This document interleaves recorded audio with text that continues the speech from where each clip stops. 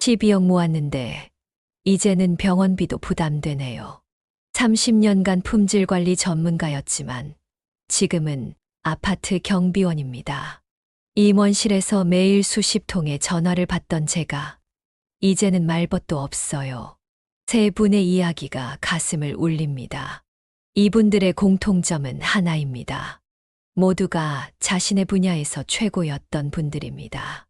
은행에 넣어둔 목돈만 해도 수억, 회사에서는 수백 명의 직원을 이끌었고, 업계에서는 전문가로 이름을 날렸던 분들. 하지만 은퇴 후 5년, 이분들의 삶은 180도 달라졌습니다. 우리는 늘 은퇴 준비를 이야기합니다. 하지만 정작 무엇을 준비해야 하는지는 잘 모릅니다. 돈을 많이 모으면 되겠지.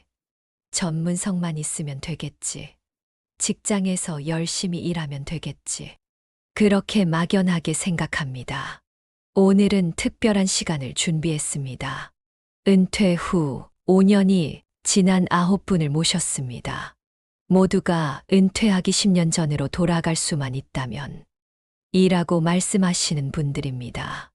이분들의 이야기는 우리에게 충격적인 진실을 들려줍니다.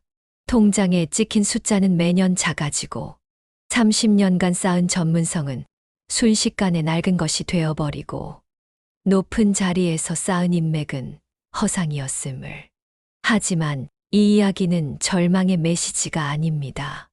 오히려 우리에게 희망을 줍니다. 지금 이 순간 준비하면 되니까요. 10년 후의 후회를 오늘의 선택으로 바꿀 수 있으니까요. 지금부터 9분의 가슴 아픈 고백을 들려드리겠습니다. 이 이야기는 여러분의 미래를 바꿀 수 있습니다. 첫 번째, 자산 포트폴리오 재구성입니다.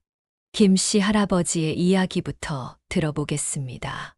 저는 대기업 재무팀 임원으로 일하다 2014년에 은퇴했습니다. 퇴직금으로 7억을 받았고 그동안 모아둔 돈까지 합치면 총 12억 정도였죠.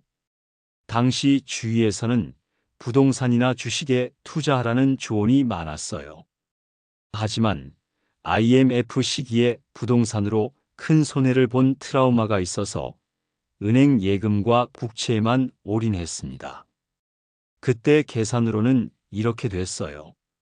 12억을 연 3.5% 금리로 예금하면 매년 4,200만 원의 이자가 나오고 여기에 국민연금 250만 원, 개인연금 180만 원을 더하면 매월 550만 원 정도의 수입이 생기니까 노후가 충분하다고 생각했죠. 처음 2-3년은 정말 좋았어요. 매달 통장에 돈이 꼬박꼬박 들어오니까 걱정이 없었죠. 손주들 용돈도 넉넉히 주고 아내와 해외여행도 다니고. 그런데 2017년부터 금리가 떨어지기 시작하더니 지금은 2%대로 떨어졌어요.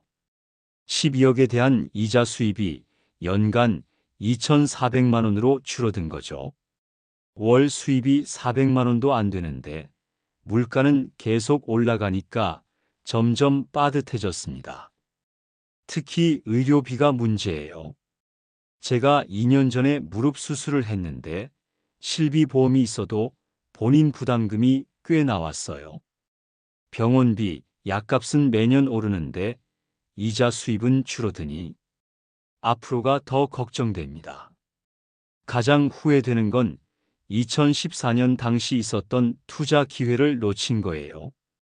그때 제 동기가 강남 역삼동에 오피스텔을 3억에 샀는데 지금은 7억이 넘는다고 해요. 월세도 250만 원씩 받고 또 다른 동기는 퇴직금의 40%를 우량 배당주에 투자했어요. 삼성전자, KB금융, KT&G 같은 회사들이요. 배당금으로만 매년 5천만 원 이상을 받는다고 하더군요. 주가 상승분까지 하면 수익률이 300%가 넘었을 거예요. 지난번에 재무설계사를 만났는데 그분 말씀이 제 자산의 실질 가치가 10년 전에 60% 수준으로 떨어졌다고 하더군요. 물가 상승률을 고려하면 매년 3-4%씩 자산이 녹아내린 셈이라고. 그 말을 듣고 며칠 밤을 못 잤어요. 이어서 박 씨 할아버지의 사연입니다. 저는 30년간 증권사에서 PB 프라이빗 뱅커로 일하다가 2015년에 명예퇴직을 했습니다. 퇴직금으로 6억을 받았는데 다른 분들과는 좀 다른 선택을 했어요. 제가 전문가니까 주식 투자로 수익을 더 늘릴 수 있다는 자신감이 넘쳤거든요. 처음에는 성공적이었어요. 삼성전자, SK 하이닉스 같은 대형주 위주로 투자했는데 6억이 1년 만에 8억까지 불어났죠. 연봉으로 30년 동안 모은 돈을 1년 만에 2억이나 불렸으니 제 판단이 옳았다는 자신감이 더 커졌어요. 그런데 문제는 거기서 시작됐습니다. 이 정도 실력이면 중소형주로 더 큰 수익을 낼 수 있겠다 싶어서 어느 제약 벤처기업 주식에 올인했어요. 당시 코스닥 시장이 바이오 붐이었거든요. 주가가 6개월 만에 50% 올랐어요. 그러다 보니 차익 실현을 안 하고 더 기다렸죠. 임상 3상만 성공하면 10배는 뛸 거야라는 생각으로. 그런데 어느 날 아침 그 회사가 임상시험 실패 소식을 발표했어요. 주가가 하루 만에 70%나 폭락했습니다. 순식간에 4억이 증발한 거죠.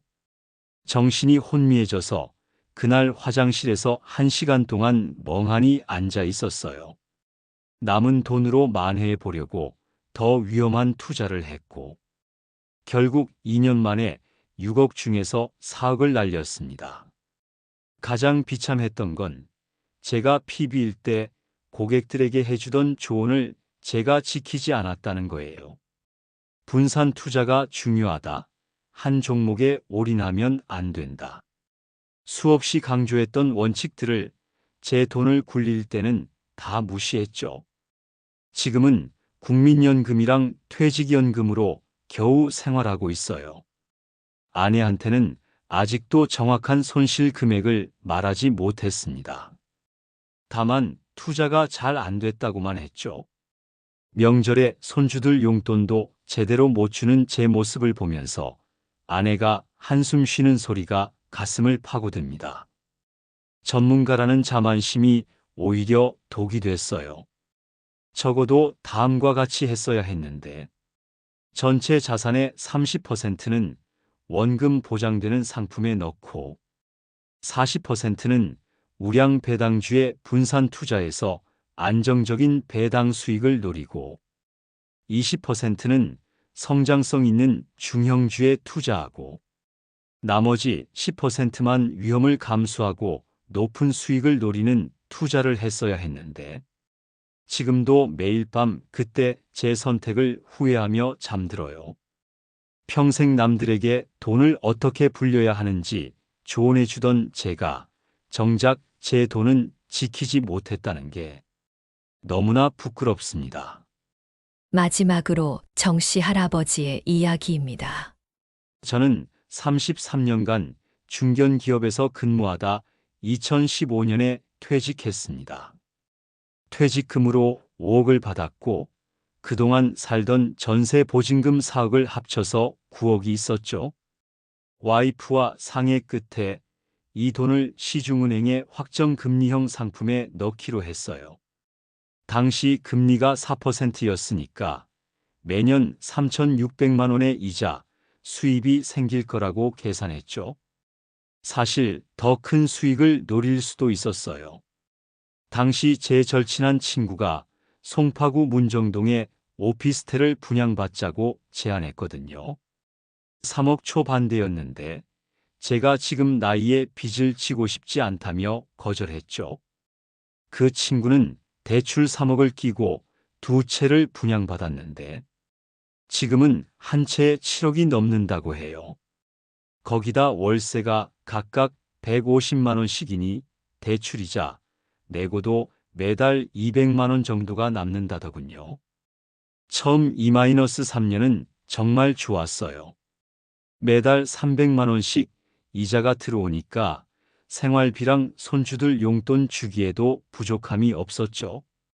그런데 2018년부터 금리가 떨어지기 시작하더니 지금은 2.3%대까지 떨어졌어요. 매달 받는 돈이 170만 원 수준으로 줄었죠. 국민연금 220만 원이랑 합쳐도 390만 원인데 특히 코로나 이후로 물가 상승이 심해지면서 정말 힘들어졌어요. 장보기도 부담될 정도예요. 2년 전만 해도 대형마트에서 10만 원어치 장을 보면 일주일은 거뜬했는데 지금은 같은 물건을 사도 15만 원은 넘게 나와요. 병원비도 많이 들어가는데 실비보험료도 자꾸 오르고 최근에는 전세 계약 갱신하면서 또 한 번 충격을 받았어요. 집주인이 전세금을 1억 더 올려달라고 하더군요. 울며 겨자 먹기로 은행에서 1억을 대출받았는데 이자가 매달 40만 원씩 나가요. 결국 생활비를 더 줄일 수밖에 없었죠. 얼마 전에 손자가 학원비 좀 보태달라고 했는데 도와주지 못했어요. 그때 아내가 우는 걸 보고 정말 가슴이 미어지더군요. 돈이 많다고 생각했던 9억이 고작 8년 만에 이렇게 무력해질 줄은 몰랐습니다.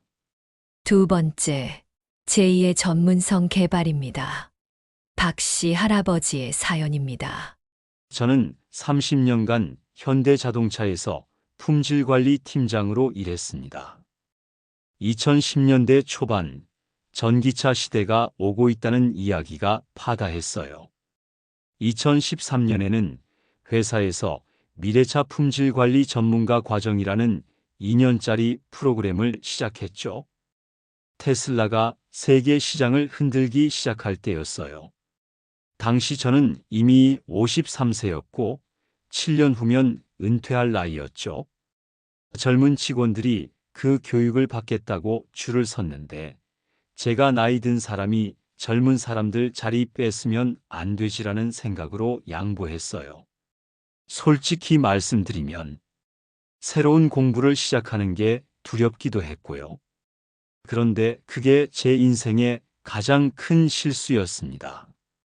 2020년에 은퇴하고 나서 제 경력을 살려 품질관리 컨설턴트로 일하려고 했는데 면접에서 매번 듣는 질문이 있었어요. 전기차 배터리 관리 시스템에 대해 아시나요? 전력 변환 장치 품질 관리 경험이 있으신가요? 자율주행 소프트웨어 검증 시스템을 다뤄보셨나요? 답변할 때마다 제 목소리가 작아졌어요. 30년 경력이 무색하게 현대 자동차 산업의 핵심을 모르는 사람이 되어버린 거죠.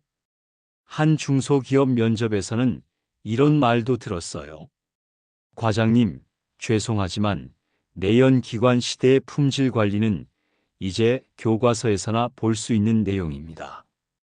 저희는 전기차 부품을 만드는 회사라. 정말 가슴 아픈 건 그때 그 교육을 받았던 제 후배 김 부장 이야기예요. 그 친구는 교육받으면서 힘들어했어요. 밤 12시까지 공부하고 주말에도 출근해서 실습하고. 하지만 2년을 버텨냈죠. 지금은 테슬라 협력사에서 품질관리 책임자로 일하면서 연봉이 1억이 넘는다고 해요.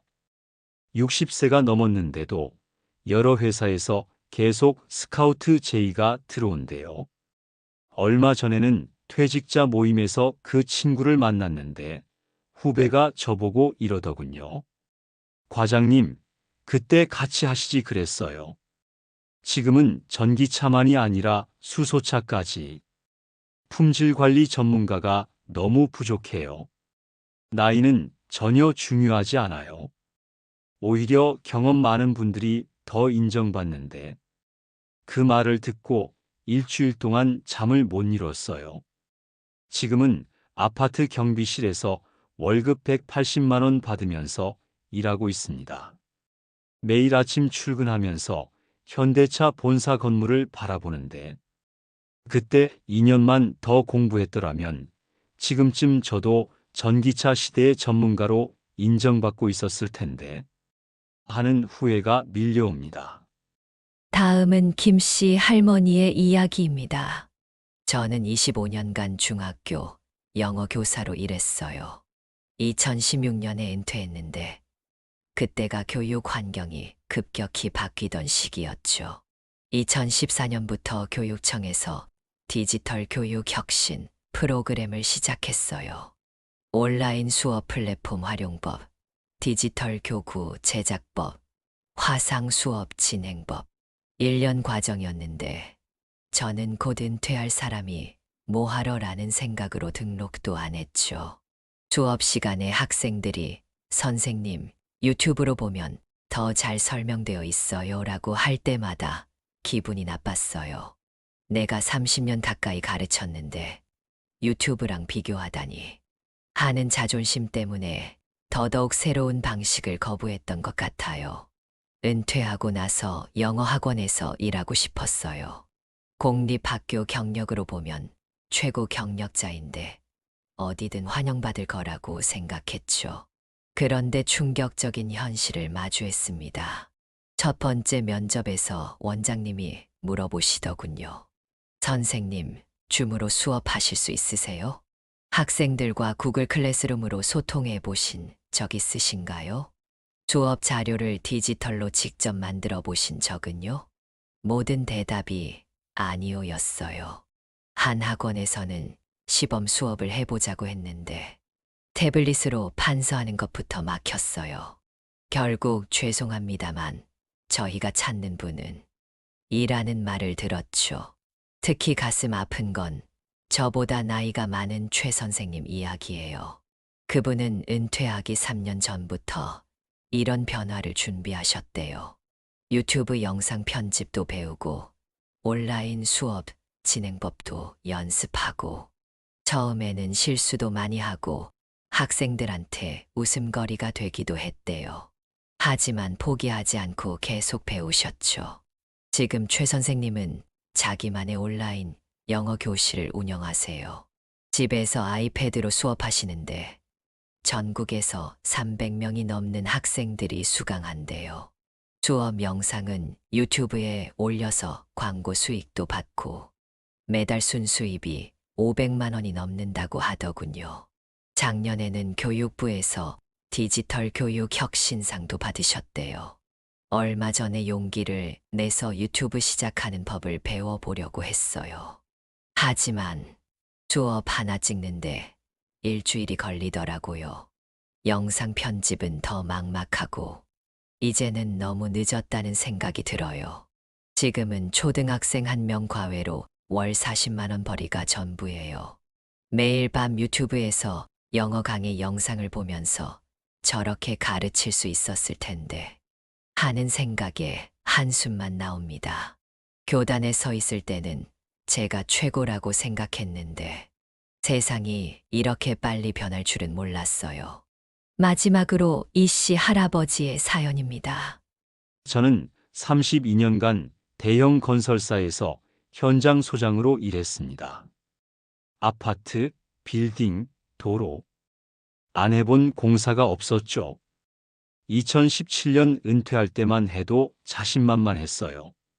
그때 우리 회사가 스마트 건설 전환을 시작하던 때였어요. 2015년에 회사에서 BIM 건물 정보 모델링 전문가 과정을 시작했어요. 2년 과정이었는데 젊은 직원들은 서로 하겠다고 난리였죠. 저는 솔직히 무시했어요. 30년 넘게 현장을 지휘했는데 뭘 더 배워? 컴퓨터가 현장 일을 알아?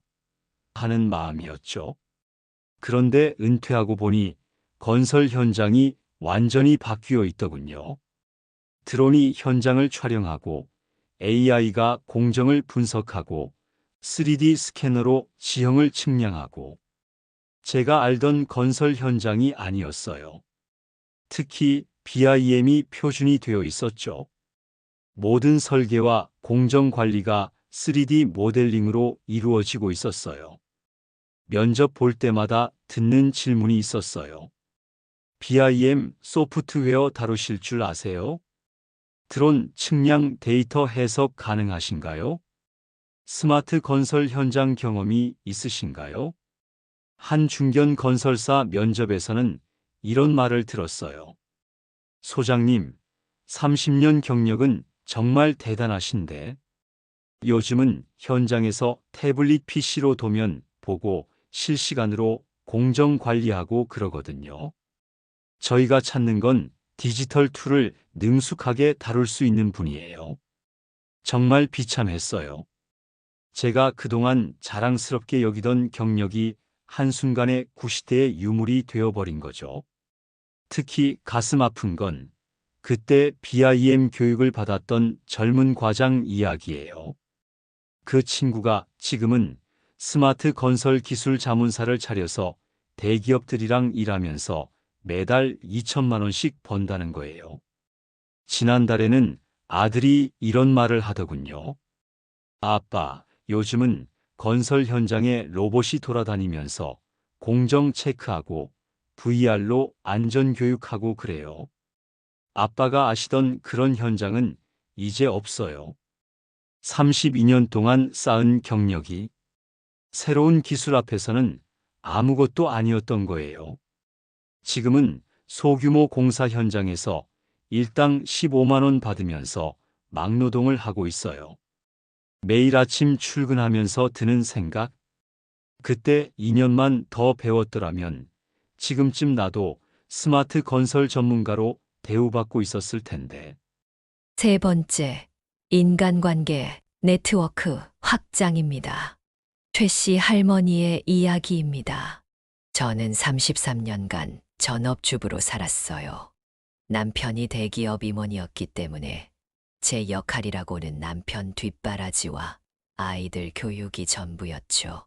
그것만으로도 충분하다고 생각했어요. 2019년 남편이 은퇴하면서 모든 게 달라졌습니다. 처음 3개월은 그럭저럭 괜찮았어요. 둘이서 제주도도 가고 속초도 가고 30년 만에 처음으로 남편과 단둘이 시간을 보내는 것도 새로웠죠. 하지만 그 달콤한 시간도 잠시였어요.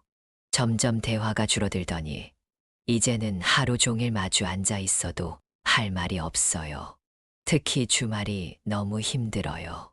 평일에는 남편이 그래도 동창회니 골프니 하면서 나가는데 주말이 되면 TV, 리모컨 하나 가지고도 다투게 돼요. 이거 보자, 저거 보자 하면서요. 33년 동안 저는 늘 누구의 아내로만 살았던 거예요. 한 번은 용기를 내서 주민센터 프로그램에 등록했어요. 도자기 공예반이었는데 첫날부터 너무 힘들었어요. 다들 10년 넘게 알고 지내던 사이더라고요. 수업 시작 전에 서로 안부도 묻고 집에서 만든 반찬도 나눠 먹고 저만 혼자 섬처럼 떨어져 있었죠. 말 한마디 붙이기가 어색해서 결국 2번 가고 안 갔어요. 특히 마음 아픈 건 지난 추석 때 있었던 일이에요. 명절이니까 아이들이 다 왔는데 막내가 이런 말을 하더군요. 엄마, 요새 뭐 하고 지내요? 친구분들이랑 모임도 하고 그러시죠? 순간 눈물이 나려고 했어요. 제가 만날 수 있는 친구라고는 아파트 분여회에서 얼굴만 아는 몇 분뿐이거든요. 얼마나 심각했냐면 지난달에 우울증 상담을 받으러 갔어요. 상담사 선생님이 취미생활은 어떠세요? 라고 물어보시더라고요. 한참을 생각하다가 드라마 보기요 라고 답했어요. 그랬더니 선생님이 그건 취미가 아니라 시간 때우기예요 라고 하시더라고요. 우리 옆집 사모님 이야기를 들을 때마다 더 후회가 돼요. 그분은 10년 전부터 수채화 모임에 다니셨대요. 지금은 그 모임 회원들이랑 매주 만나서 전시회도 보러 다니고 여행도 다니고 지난번에는 회원들이랑 작은 전시회도 열었대요. 제가 축하 인사도 못 건넸어요. 그런 대화를 나눌 만한 사이가 아니니까요. 요새는 매일 아침 공원을 혼자 걸어요. 가끔 비슷한 또래 할머니들이 셋씩, 넷씩 모여서 걸으시는 걸 보면 너무 부러워요. 말 걸고 싶어도 이 나이에 새로운 친구를 사귄다는 게 너무 어색하고 두려워요. 젊었을 때 내 삶을 조금이라도 가졌더라면 지금처럼 외롭지는 않았을 텐데. 다음은 윤 씨 할아버지입니다. 저는 대기업 임원으로 32년을 근무했습니다. 하루 평균 14시간씩 일했어요. 아침 7시 출근해서 밤 10시, 11시가 되어야 퇴근했죠. 주말에도 골프 모임이나 회식이 많았고요. 그때는 그게 자랑스러웠어요. 직원 수백 명을 거느린 임원이니까 그 정도는 해야 한다고 생각했죠. 제 명함에는 전무이사라는 직함이 있었고 사람들은 늘 저를 전무님이라고 불렀어요. 하루에도 수십 통의 전화가 왔고 복도를 지나가면 모든 직원이 고개를 숙여 인사했죠. 솔직히 말씀드리면 그때는 제가 꽤 잘난 줄 알았어요. 2019년에 은퇴하고 한 달 동안은 전화가 끊이질 않았어요. 거래처 사장님들도 연락하고 부하 직원들도 안부 전화하고. 하지만 두 달, 석 달이 지나니까 연락이 뚝 끊기더군요. 깨달았죠? 그동안 저를 찾던 사람들은 전무님을 찾은 거지 나를 찾은 게 아니었다는 걸요. 가장 큰 충격은 회사 동호회 모임에서 받았어요. 제가 임원 시절에 회사 등산 동호회에서 고문으로 있었거든요.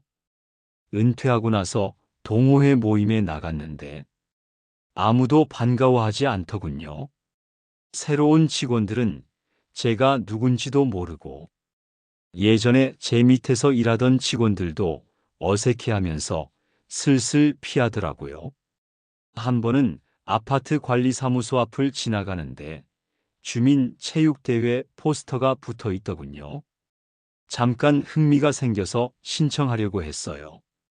그런데 거기서 우연히 저희 아파트 반상회장님을 만났는데 제가 15년째 이 아파트에 살고 있는데도 그분은 절 처음 보는 사람처럼 대하시더군요. 그제서야 깨달았어요. 제가 이 아파트에 살면서 한 번도 반상회에 참석한 적이 없었다는 걸요. 지금 생각하면 직원들이 절 등산 동호회에 초대했을 때, 대학 동창회에서 연락이 왔을 때, 아파트 주민 모임에 나오라고 했을 때, 그때 조금만 시간을 내서 참석했더라면 좋았을 텐데요. 바쁘다, 직급이 있는 사람이 그런 데 가면 눈치 보인다는 핑계로 다 거절했죠. 요즘은 아침마다 공원에서 혼자 걷기 운동을 해요. 가끔 비슷한 또래 할아버지들이 모여서 게이트볼 치는 걸 보면 부러워요. 하지만 다가가기가 쉽지 않아요. 예전에는 사람들 앞에서 당당하게 의견을 내고 지시하던 제가 이제는 말 한마디 걸기가 어려워졌어요. 아내는 자기 친구들이랑 매주 노래 교실도 다니고 등산도 가고 그러는데 전 집에서 TV만 보고 있어요.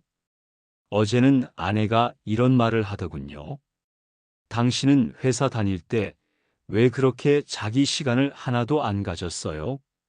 이거 봐요. 지금은 시간이 남아 돌아도 쓸 데가 없잖아요. 32년 동안 쌓은 게 명함 속 직함뿐이었다는 게 너무 비참해요. 딱 하나 잘한 게 있다면 은퇴하기 2년 전부터 회사 밴드부에 들어간 거예요. 처음에는 어색했지만 지금은 그 멤버들이랑 한 달에 한 번이라도 만나서 합주하고 밥도 먹고 그게 제 유일한 인간관계네요. 마지막으로 송 씨 할아버지의 사연입니다. 저는 중소기업에서 생산관리 팀장으로 30년을 일했습니다. 정말 성실한 직원이었어요. 야근도 마다하지 않았고 주말 근무도 늘 자원했죠. 회식도 거의 안 갔어요. 일이 우선이라는 생각뿐이었으니까요. 직원들이 회식 가자고 하면 야근해야 한다고 거절했고, 동호회에 가입하자고 해도 시간 낭비라고 생각했어요. 고등학교 동창회에서 연락 오면 바빠서 못 간다고만 했죠. 심지어 가족 여행도 거의 안 갔어요. 아이들 방학 때도 공장 가동률 때문에 휴가를 못 낸다며 미뤘죠. 그런데 은퇴하고 나서 깨달았어요. 30년 직장 생활 동안 제가 만든 건 일뿐이었다는 걸요. 처음 몇 달은 정말 힘들었어요. 아침에 일어나면 갈 곳이 없고, 통화할 사람도 없고, TV를 하루 종일 틀어놓고 있어도 말 한마디 나눌 사람이 없더라고요. 가장 서글펐던 순간은 작년 제 생일 때였어요. 아내가 작은 케이크를 사왔는데 부를 사람이 없었어요. 자녀들은 다들 지방에서 살고, 친구라고는 고작 동네 약국 원장님 정도. 결국 둘이서 초라하게 생일을 보냈죠. 그나마 다행인 건 은퇴하고 아내 따라서 교회에 나가기 시작한 거예요. 처음에는 어색했는데 시니어 선교회라는 모임이 있더라고요. 거기서 조금씩 사람들과 어울리기 시작했어요. 비록 늦었지만 이제라도 인간관계를 만들어 가려고 노력하고 있습니다. 얼마 전에 큰아들이 이런 말을 하더군요. 아빠, 회사 다닐 때 조금만 더 사람들과 어울리셨으면 좋았을 텐데. 이제 와서 새로운 관계를 만드시기가 쉽지 않으시죠? 그 말에 가슴이 미어졌어요. 그동안 제가 얼마나 외로운 삶을 살았는지 그제서야 깨달았거든요. 특히 후회되는 건 2010년쯤 있었던 일이에요. 그때 회사에서 직원들이 볼링 동호회를 만들었는데 저보고 회장을 맡아달라고 하더라고요. 직장인은 일에만 집중해야 한다면서 거절했죠. 지금 그 동호회는 회사 울타리를 넘어서 지역 모임이 됐대요. 은퇴한 선배들도 계속 나오고 취업이나 창업 정보도 공유하고, 제가 그때 회장을 맡았더라면 지금쯤 저도 든든한 인맥이 있었을 텐데. 요즘 들어 많이 깨달아요. 일이 전부가 아니었다는 걸. 퇴근 후 한잔하자는 동료의 제안을 거절할 때마다, 동창회 모임에 불참한다고 연락할 때마다, 회사 동호회 가입을 미룰 때마다, 그때마다 제가 스스로 제 무덤을 파고 있었던 거예요. 술 한잔 하면서 속마음을 털어놓을 친구가 없다는 게 이렇게 힘들 줄 몰랐어요. 얼마 전에는 우울증 상담도 받았어요. 상담사 선생님이 인맥은 하루아침에 만들어지는 게 아니다라고 하시더군요. 맞는 말씀이에요. 제가 30년 동안 쌓지 않은 인간관계를 은퇴하고 나서 급하게 만들려니 쉽지 않더라고요. 지난 주말에는 아내와 큰 싸움을 했어요. 제가 TV만 보고 있으니까 아내가 당신은 왜 친구들이랑 약속도 없고 모임도 없어요? 그렇게 열심히 일했으면 회사에서 친한 사람 한둘쯤은 있어야 하는 거 아니에요? 라고 하더군요. 그 말에 화가 났는데 사실은 제 자신이 한심해서 그랬던 것 같아요. 최근에는 아파트 경로당에 나가보려고 해요. 처음에는 어색하겠지만 이제라도 늦지 않았길 바라면서요. 돌아보면 제가 가장 잘못한 건 나중에라는 생각이었던 것 같아요. 나중에 시간 나면 친구도 만나고, 나중에 여유 생기면 동호회도 나가고. 그런데 그 나중이라는 시간은 영원히 오지 않더군요. 젊은 분들에게 꼭 말씀드리고 싶어요. 인간관계는 돈처럼 모아둘 수 있는 게 아니에요. 매일매일 조금씩 가꾸고 돌보지 않으면 은퇴와 동시에 모든 게 끝난다는 걸. 제 삶이 그 증거입니다. 여러분, 지금까지 9분의 가슴 절절한 이야기를 들어보았습니다. 그때 알았더라면 이분들의 공통된 한마디입니다. 하지만 이 말은 단순한 후회가 아닙니다. 우리에게 전하는 절실한 인생의 지혜입니다. 첫째, 돈은 숫자가 아닌 가치로 보관해야 합니다. 김 씨 할아버지의 12억, 박 씨 할아버지의 9억, 정 씨 할아버지의 6억. 크게만 보였던 이 숫자들이 시간 앞에서 얼마나 무력해졌습니까? 통장 속 숫자는 매년 작아지지만 실물 자산과 수익 자산의 가치는 시간과 함께 자랍니다. 돈을 모으는 것보다 중요한 건 돈의 가치를 지키는 것입니다. 둘째, 전문성은 과거의 영광이 아닌 미래의 씨앗이어야 합니다. 자동차 품질 관리 전문가는 전기차의 등장으로 30년 경력의 영어 교사는 디지털 교육의 물결 속에서 베테랑 건설 현장 소장은 스마트 건설 앞에서 한순간에 구시대의 유물이 되어버렸습니다. 변화의 속도는 점점 더 빨라지고 있습니다. 지금 이 순간에도 우리가 가진 전문성은 낡아가고 있을지 모릅니다. 셋째, 인간관계는 직함이 아닌 진심으로 맺어야 합니다. 임원실을 가득 채우던 전화벨 소리는 은퇴와 함께 멈추었고 수백 명의 직원을 이끌던 리더는 이제 말벗이 없는 노인이 되었으며 성실한 직장인의 주말 출근은 외로운 노후로 이어졌습니다. 그들이 입을 모아 하시는 말씀. 진정한 친구 하나가 높은 자리보다 더 귀중합니다. 하지만 여러분, 이 이야기는 절망의 메시지가 아닙니다. 오히려 우리에게 더없이 소중한 희망을 줍니다. 왜냐고요? 지금 이 순간 우리에게는 선택할 기회가 있기 때문입니다. 수익성 높은 자산에 투자할 기회, 새로운 전문성을 쌓아갈 기회, 진정한 인연을 만들어갈 기회. 이 기회들은 바로 지금 여러분의 손에 있습니다. 그때 알았더라면 이라는 한숨 대신 지금 알았으니까 라는 결단으로 늦었다는 체념 대신 아직 늦지 않았다는 희망으로 여러분의 10년 후를 바꿔보시는 건 어떨까요? 은퇴는 인생의 끝이 아닙니다. 또 다른 시작입니다. 그 시작이 후회가 아닌 기쁨이 되기를 바란다면 준비는 바로 오늘부터입니다. 여러분의 하루하루가 더 나은 미래를 만들어가는 소중한 시간이 되기를 바랍니다. 함께 해주셔서 고맙습니다.